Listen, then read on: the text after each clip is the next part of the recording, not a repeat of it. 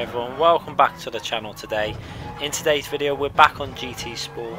This time we're racing the GR1 class, my first ever race in the GR1 class, taking place at Monza. I have driven the car before at Nürburgring, this car, but this is my first race actually driving this car. This is a qualifying lap at the moment on screen. It was quickly done at lunchtime. We managed to get a very quick qualifying lap in. We did it, I think it took about half an hour, and we got ourselves to rank 3 on the top 10 stars. And then we went in for our first race straight after this. Went in to see what we could do in terms of a result. And really enjoyed driving this, guys. You can see we were really up on the ghost by quite a large amount at that point. But we didn't get the best corner entry and exit from this chicane. Now this is where the lap was a little bit scruffy. You can see we didn't really get the maximum angle into that corner, and we couldn't really get on the power as early as I would have liked. So we lost a little bit of time on that chicane there. And then the final corner we did it a bit scruffy. We tried to really push the braking to try and get the top spot, but I braked a little bit too late and then missed the apex slightly there. You can see there, ran out wide.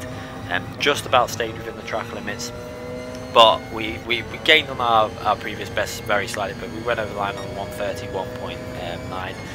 We'll go back to that car on that track and do a proper track guide and we'll get a better lap. I think we can get it down to a 31.5, obviously with the BOP on and default setup, etc. So we'll do that at another day. But for this video today, it's all about the race. You can see we've got a few S-rated drivers in the race. I think there's about 4 or 5 in the race.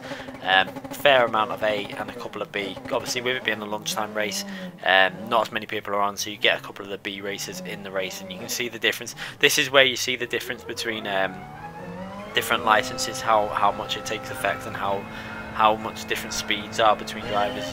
You'll see at the end of the race. Anyway, so we're going to start the race. I didn't really know what to do with strategy for this, so I just basically winged it. I just guessed as I went along, just used a bit of common sense and tried something that I was doing with the GR4 to see if it would work. So going into the first corner, didn't really feel the need to defend. You can see there, the guy behind wasn't close enough in the braking zone. Got a nice clean exit coming out that corner. I did decide to do some fuel saving at on this one, because I felt I had reasonable speed. Obviously getting myself to rank 3 on that top 10 stars, and then not doing the perfect lap as well. I thought I could just start saving fuel a bit. So going into the braking zone, so put it down to 2, and then going through some of the short acceleration zones, I kept it on 2, and through the 2 less modes, sometimes I kept it on 2. Sometimes I went back down to 1, but just a few times I just kept it on 2, just to save a little bit of fuel, just so that when we got to that pit stop, it might only save you half a second to a second, but it's enough to make you, come out with a clear advantage. The guy behind, his lap time was at 1:32.0, not even a tenth slower than mine, I think it was. So he clearly had good speed. He was an S-rated driver as well, I think. And I just knew I had to basically just try and keep it consistent. Obviously this car's a little bit trickier to drive for some people over the GR3s, etc. I actually find it a lot easier. When I started racing games, I mainly played F1 games and stuff like that. So I get quite consistent when it comes to the faster cars, and I can get into them quite easily. So I do enjoy this car, and hopefully if I see this car come up again, GR1 class car, and this car, obviously I've driven some of the other GR1 cars and wasn't that impressed with them, but this one I really do like. So we will do some more races in this car if we see them appear at any time in the future. I do enjoy this car at this track particularly, because it's such a high speed track. You really get some top speeds, but I think definitely in Nürburgring, if it's back there, we'll do that. Also another point to notice out, I've took off the counter steer assist. I'm just not really liking it. There's a weird thing with it when you're on a steering wheel. When you hit a curve on the steering wheel, the wheels tries to catch it for you, and it just feels a bit weird. It creates understeer. In normal driving it's okay, but when you go aggressive on curves, it just doesn't feel very nice. So I've took it off, so you can see there we've not got that on anymore. I don't think there's any particular advantage in terms of lap time with having it on. It was just a bit more consistent if you didn't go over the curbs, but I do like to attack the curbs, so I've took that off for now. And we may change it depending on other tracks, etc. But for this track there was just no need for it to be on. Plenty of grip. There's no real issues with grip with this car. You can just get the foot straight down, and it doesn't really lose any grip. So you can see there the guy behind staying in the slipstream. He's clearly getting quite a lot of slipstream from us, but I'm still just making sure I use 1 on the straights, then sometimes through the corners lowering it down to 2 for the fuel mixture, just to try and save that fuel as much as possible. I'm not too sure at this point what the gaps were to 3rd, 4th, 5th, etc. Maybe that's something that they should do in the future. Maybe I'd like, I know you can see in the top right, you can see obviously, we can see the track map with some of the cars, and you can see there's quite a big gap, maybe that's around 4th or 5th, etc. There's quite a big gap there, but you can't, I'd like to see some gaps between 2nd and 3rd as well, and 3rd and 4th, just so you know what the distance is between the top 5. Unfortunately we couldn't save the replay for this race. I would have liked to have put obviously the TV replay camera up in the top right hand corner, but the lobby disconnected right after the race. It was like 5-10 seconds after the race, so I had to just use the footage that I'd recorded obviously from the PlayStation 4 system. And again, back to the race, you can see there we're having a good little battle with the guy behind. He's staying around the second mark. He's 1.1 seconds at this point, but again, if you see, I'm using 2 on the fuel mixture quite a bit. Even on this straight now, I felt I could just use it and just try and save a little bit of fuel. Back to 1 there, as I can see him gaining a bit down that straight. But I wanted to try and use 2 as much as possible without losing too much time. So we're around 1.2 seconds. We ran a little bit wide there. He's probably going to gain a bit on us on the delta on the left there. You can see he's staying. Yeah, he is gaining slightly there where we ran wide. So we did lose a bit of time on that corner. Now it's going to start lap 4 now. Pit wise, I wasn't too sure what I'd do. I was keeping an eye on the tyre wear on the bottom left, obviously, and I could see the tyres weren't really taking much wear. Obviously, with this being a prototype LMP car, the tyres tend to last quite well. So I was thinking I would probably just save light fuel and then maybe not even pit for tyres when it came to pits. I wasn't too sure what we'd do, but fuel pit, like in terms of lap, I thought because I'm saving a bit of fuel, I should be able to go to lap 6, so get 6 laps in and then pit with a lower amount of fuel. So obviously spending, I mean, the distance in the pit stop's not going to make too much difference, but because we're saving fuel, the fuel would be a little bit less than some of the other guys. So you can see there the guy behind, with that little error again coming out the first chicane we made, he's around the second behind us. We've got full throttle on again just to try and make sure the gap doesn't get too close. I didn't want to start getting him close enough that he'd get a real big slipstream and try and throw a move up the inside somewhere. But you can see he's clearly a good driver. We're both driving fairly clean at this point, just keeping it consistent. That was my aim for my first race at this track. I didn't get a chance to do another race because I was actually out doing something which was really good and exciting, which we will be able to reveal at a future date, but I can't reveal anything right now. But for today, for this race, this was the only chance I got to do a race. So I would have liked to have done a few more races at this track because I really enjoyed it in this car. So next time this comes up, I will be doing a lot more races in it because it's just such a fun combination. Anyway, going over to start lap 5, you can see the gap is still only around the second, not too much distance in it. We're trying to creep over every now and then. I was doing it just to try and get him to maybe move around a bit and try and lose some of the slipstream. It does work sometimes. It just also I do it just to try and distract the guy and get him just off his racing line to see if I can force a mistake. It's just something that you can do. I mean, it probably won't work, but sometimes it can just distract him in the braking zones, etc. I just do it for that reason. I don't normally do more than one move though. Do 1 or 2 moves down the straight, because if you start zigzagging everywhere, you know, there's rules in racing and I try and stick to them rules anyway. So you can see there our lap time, nothing special at the moment. Obviously we haven't had any, the guy behind us has got the fastest lap, but we've been using 2 fuel mixture for some of our laps when the tyres are in the best condition, and also we've had no slipstream. So I think with the slipstream effect we would have easily have been on the fastest lap if we had gone for one with full throttle, but fastest laps are not that important. I do see quite a lot of people trying to get that fastest lap, but in my eyes I'd rather be consistent and keep my laps around quite close in terms of spread and that, and try and make not too bigger gaps. Obviously as the tyres wear off, you're going to end up finding it's harder to keep that consistency. But with a car like this where a mistake can make quite a big difference in terms of your lap time, you can lose a lot of time with this car if you just go even 10 yards, 10 meters too deep into a braking zone.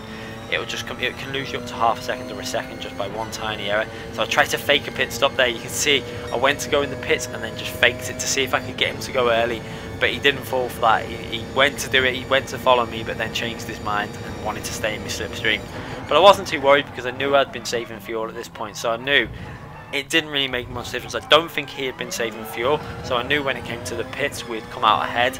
And I didn't know if he was going to go for the tyre change or not, or you can see a lot of people pitting already. 6th down is pitted, top 5 staying out by the looks of it. And we were just saving fuel. You can see I'm on 2 now here now because he made an error coming out of the chicane. I've got 1 point, quite a big lead there. You can see it's like 1.5 seconds is it. So I thought just use the 2 fuel as much as possible. Why he's struggling a bit there, because this is more fuel that I'm going to save when it comes to the pit stop. Maybe he was running a little bit low on fuel because he hadn't been saving his fuel and started lowering his fuel mixture. That's a possibility what he might have done.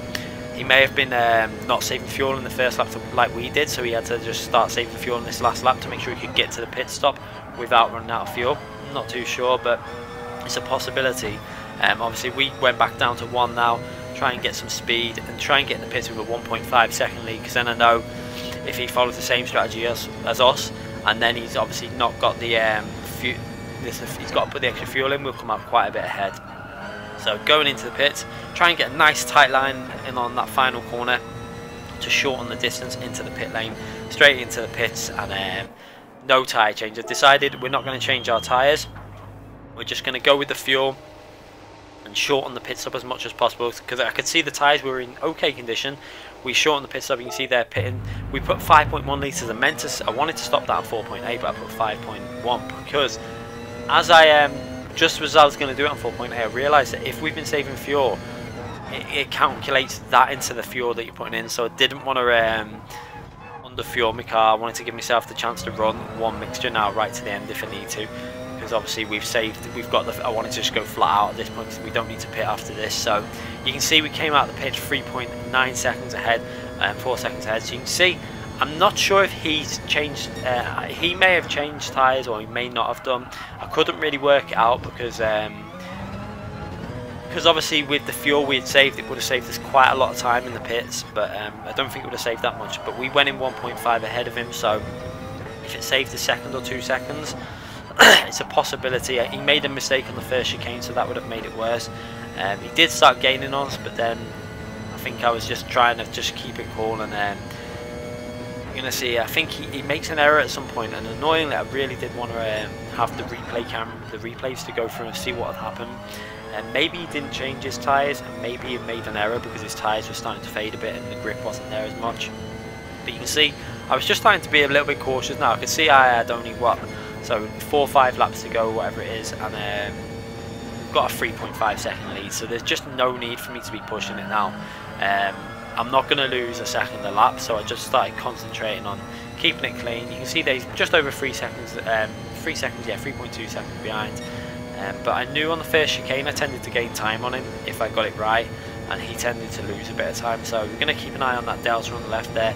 So going into the first corner there, braking a little bit earlier than what I was before, trying to make sure that I don't run too deep into the corner, take it nice, really attack the curb, get on the power, and then exit full throttle. You can see there we did that reasonably okay. You can see the delta went up to 3.5, 3.4, so we gained half a second on him on that one corner. It was a corner I just seemed to be gaining a lot on him, so I knew if I kept doing that, anything that he gained back on me through the lap, I could just get it back on that first chicane. But however, I'm not sure if it was this lap or the next lap. You're going to keep an eye on it on the left there. Unfortunately, again, I would have liked to have seen if he made a mistake.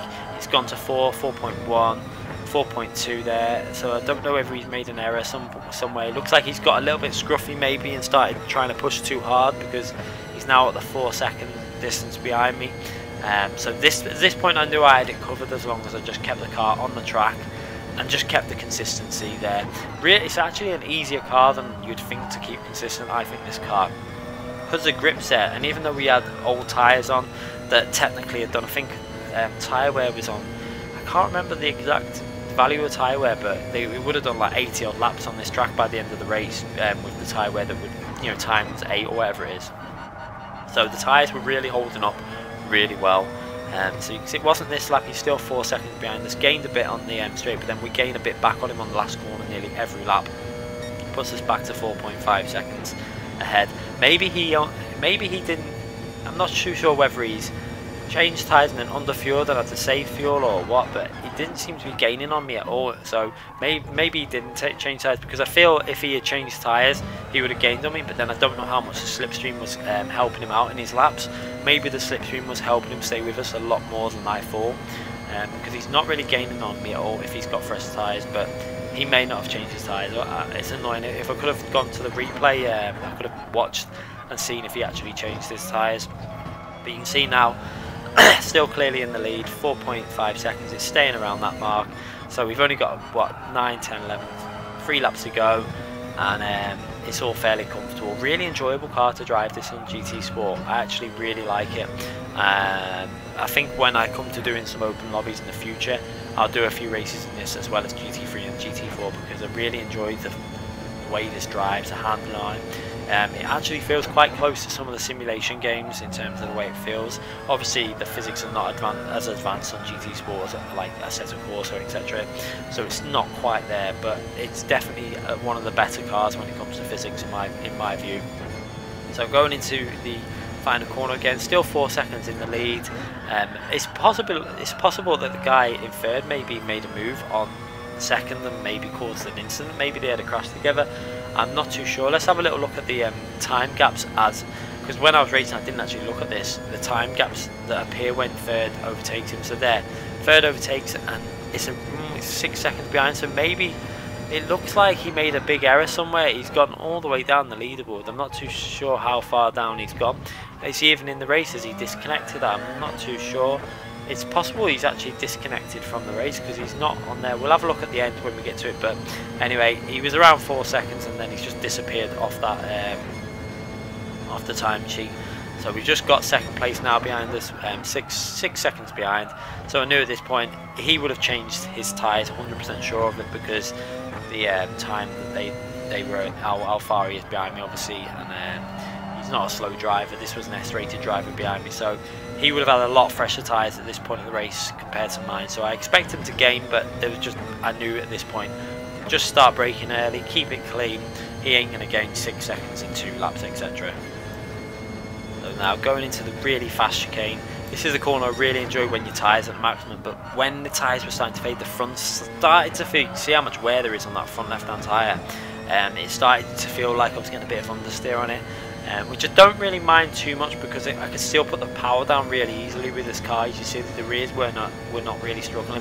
It was just the front, so I had to start braking a little bit earlier than what I was, lifting and taking a little bit more speed off the car before getting on the power so that I could keep the lines better. And once we got used to that, now you can see we were 7.7 seconds ahead. So this last lap, I just basically started taking it really easy. You can see I started short shifting a little bit, just making sure everything was kept nice and clean. I didn't want to make a stupid error. I braked really early for this corner. You can see could have stopped probably about 10 yards short of the corner, but braked nice and early, getting on the power nice and smoothly, no real aggression, just keeping the short shifting going, and just keeping the car nice and clean on the track so we can go over the line and not make any errors. That's what's really important. Some people you see on that final lap, they keep, I mean, sometimes it can make it worse to lift off, sometimes you can lose concentration, but I just started braking early and just kept it clean. If you do that, you should be okay, but if you start lifting off too much, sometimes you can actually make an error, because if you go back to like Ayrton Senna when he was at Monaco, when he got told to lift and then he made he actually crashed because he lost his concentration, he lost being in the zone. That can actually happen that quite a lot of the, like a fair amount of time. I do actually experience that when in league racing in the past. If you do start to lift, you start making little errors that you weren't before when you was properly in the zone. So it's just about being cautious with how much you lift, etc., without making, you know, after daft lifting and then getting completely out of the rhythm. But you can see there we're going over down the straight, 6.6 seconds ahead. We took that chicane really easy, so I knew he was going to gain on me on this last lap. But go through the final corner, still 6 seconds ahead, and a nice comfortable race. First race at this track, first ever race in this car, and it was a comfortable victory. Go over to the right hand side of the track, take the checkered flag, and that was a nice win in our first ever race in GR1. You can see there, I think he ended up 5.4 seconds behind us because we really did take it easy on that last lap. Didn't push it all. We'll have a little look at the distance there now. You can see third place was massively behind. There was quite a big gap after that. You can see what I mean by the licenses, how far the gap is between S and B, etc. Anyway, guys, hope you enjoyed the video. Make sure you subscribe to the channel if you want to see more videos. Make sure you give this a thumbs up if you've enjoyed it, and I'll be back very soon with more videos. Thanks again.